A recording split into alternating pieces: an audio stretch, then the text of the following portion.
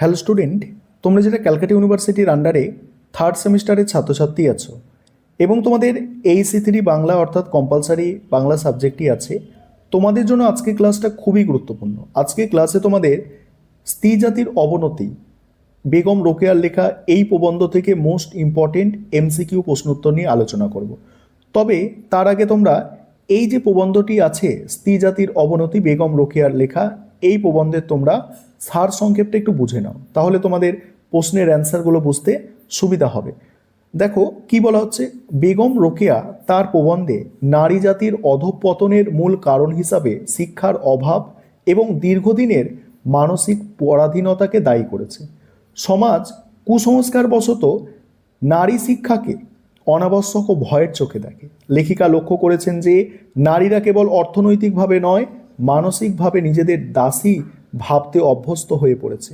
এমনকি উপার্জনক্ষম নারীরাও পুরুষের আধিপত্য মেনে নেয়, কারণ তাদের আত্মমর্যাদা বোধ লুপ্ত হয়েছে। এই অচলায়তন ভাঙার জন্য, মানে এই অচলায়তন মানে কি, যেটা দীর্ঘদিন ধরে চলে আসছে কুসংস্কার, এটা ভাঙার জন্য লেখিকা নারীদের আত্মজাগরণ ও স্বাবলম্বী হওয়ার আহ্বান জানিয়েছেন।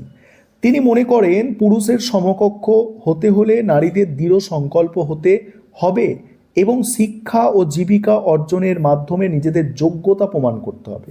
কেরানি থেকে শুরু করে জজ, ম্যাজিস্ট্রেট সকল পেশায় নারীদের অংশগ্রহণ জরুরি। তারপর কি আছে দেখো, সমাজ দেহের অর্ধেক অংশ হচ্ছে নারী, তাই তাই এক পা বাঁধা থাকলে যেমন হাঁটা যায় না, তেমনি নারীকে পশ্চাৎপদ রেখে সমাজের সামগ্রিক উন্নতি সম্ভব নয়। পুরুষের বোঝা বলছে, পুরুষের বোঝা বা পুতুল হয়ে নয়, নারীকে পুরুষের সাহায্য মানে দেখো যথার্থ সহচরী ও যোদ্ধা হয়ে উঠতে হবে। তোমাদের সারসংক্ষেপটা দেখতে পেলে। এবারে এখানে তোমরা এমসিকিউ প্রশ্নোত্তরগুলো দেখো। স্ত্রী জাতির অবনতি প্রবন্ধটি কার লেখা? এখানে অ্যান্সার তোমরা দেখতে পাচ্ছ, বেগম রোকেয়া সাকোয়াত হোসেন।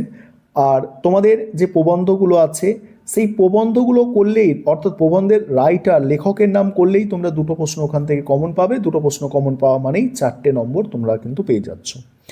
তারপরে নারীদের মনোকক্ষে কি প্রবেশ করতে পারে? নারীদের মনোকক্ষে কি প্রবেশ করতে পারে না? নারীদের মনোকক্ষে জ্ঞানের আলো প্রবেশ করতে পারে না। তারপরে আছে কোন শিক্ষার বিরুদ্ধে অধিকাংশ লোকের একটি কুসংস্কার আছে? কোন শিক্ষার বিরুদ্ধে? নারী শিক্ষার বিরুদ্ধে।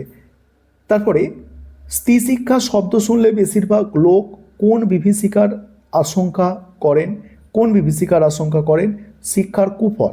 তারপরে সামান্য শিক্ষাপ্রাপ্ত মহিলাদের দোষ কার ঘাড়ে চাপানো হয়? শিক্ষার ঘাড়ে চাপানো হয়।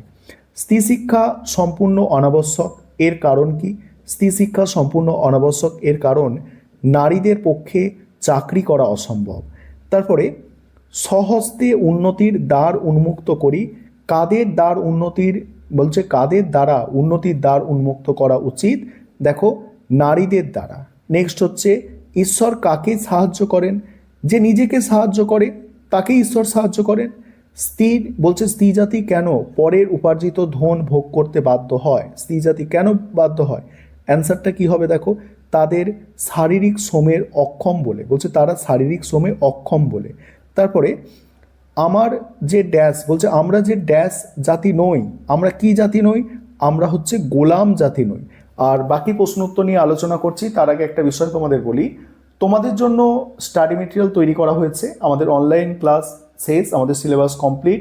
তোমাদের জন্য স্টাডি মেটেরিয়াল তৈরি করা হয়েছে। তোমরা যারা স্টাডি মেটেরিয়াল পারচেস করতে ইচ্ছুক আছো এই সাবজেক্টের, অবশ্যই তোমরা স্ক্রিনে দেওয়া নম্বরে যোগাযোগ করে স্টাডি মেটেরিয়াল পারচেস করে নিতে পারো। সেখানে তোমরা এই ধরনের প্রত্যেকটা প্রবন্ধ থেকে প্রবন্ধগুলোর মূল টেক্সট পাবে, তার সারসংক্ষেপ পাবে এবং এমসিকিউ প্রশ্ন উত্তর পাবে, এবং তোমাদের যে পরিভাষা আছে সেই পরিভাষা পাবে, এবং পরিভাষার মধ্যেও বাছাই করা 50টা পরিভাষা আছে সেটাও পেয়ে যাবে। অর্থাৎ অল টোটাল যা দরকার পরীক্ষার জন্য সবই পাবে। আর এই কম সময়ে পরীক্ষা হচ্ছে, এটা মাথায় রাখবে। এবং তোমাদের জন্য এটা কিন্তু যথেষ্ট একটা ভালো জিনিস যে বইয়ে অনেকগুলো পেজ থাকে, অনেক পড়তে হয়, সেরকম কিছুই এখানে নেই। ঠিক আছে, খুব কম পড়লে তোমরা ভালো একটা নম্বর পেতে পারো। ভালো নম্বর মানে কি, অনেকে গতবারে এই সব সাজেশন নিয়েই 50-এ 50 পেয়েছে। ঠিক আছে। লেখিকা কত বছর পর এই দেশের সমস্ত নারীকে রানী করার কথা বলেছে কত বছর পর? 50 বছর পর। লেখিকার কি মনে হয় নারীকে রানী করতে চেয়েছেন? লেখিকার কি মনে হয়? দেখো, লেডি ভাইসরয়। ঠিক আছে, তারপরে প্রশ্ন, আমরা সমাজের অর্ধাঙ্গ। কারা সমাজের অর্ধাঙ্গ? দেখো, কারা সমাজের অর্ধাঙ্গ? স্ত্রী জাতি হচ্ছে সমাজের অর্ধাঙ্গ। কোন ক্ষেত্রে নারীরা পুরুষের পাশাপাশি হাঁটতে চেয়েছেন? কোন ক্ষেত্রে? অ্যান্সার দেখো অপশান এখানে গ, অ্যান্সার হবে উন্নতির চরম সীমায় কারা পৌঁছে গেছে? উন্নতির চরম সীমায় পৌঁছে গেছে দেখো সঙ্গী, বলছে সঙ্গীকে সঙ্গে নিয়ে অগ্রসর হওয়া পুরুষরা। নারী কোন কাজের জন্য জন্মগ্রহণ করেনি?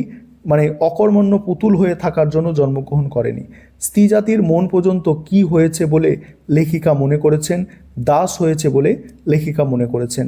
যেখানে মহিলারা উপার্জন করে সংসার চালায় সেখানে কারা স্বামী থাকে? সেখানে কারা স্বামী থাকে? অকর্মণ্য পুরুষেরা স্বামী থাকে। বলছে কি করলি লুপ্ত রত্ন কি করিলে লুপ্ত রত্ন উদ্ধার হইবে? এখানে লুপ্ত রত্ন বলতে কি বোঝানো হয়েছে? এখানে লুপ্ত রত্ন বলতে দেখো নারীর আত্মমর্যাদা ও স্বাধীনতাকে বোঝানো হয়েছে।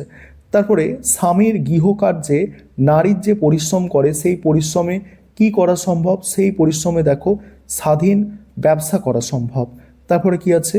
তারপরে আছে ভারতে ইদানিং কারা মানে দুর্লভ হইয়াছে? ভারতে ইদানিং কারা দুর্লভ হইয়াছে? অ্যান্সার দেখো বররা। তারপরে কোন বলছে কোনো ব্যক্তি এক পা বাঁধিয়া রাখিলে সে কতদূর চলিবে? এখানে কার এক পা বাঁধার কথা বলা হয়েছে? এখানে সমাজের এক পা। ঠিক আছে, সমাজের এক পা বাঁধার কথা বলা হয়েছে, নারীর কিন্তু নয়। ঠিক আছে, তারপরে জগতের যে সকল সমাজে পুরুষেরা সঙ্গী সহ অগ্রসর হচ্ছেন তাদের কোথায় উপনীত হতে চলেছে? দেখো উন্নতির চরম সীমায়। এবং বাকি প্রশ্ন উত্তর তোমরা দেখে নাও, এই প্রবন্ধ থেকে এইভাবে রেডি করা হয়েছে। এবং তোমরা যারা স্টাডি মেটেরিয়াল পারচেস করতে ইচ্ছুক আছো অবশ্যই তোমরা যোগাযোগ করবে।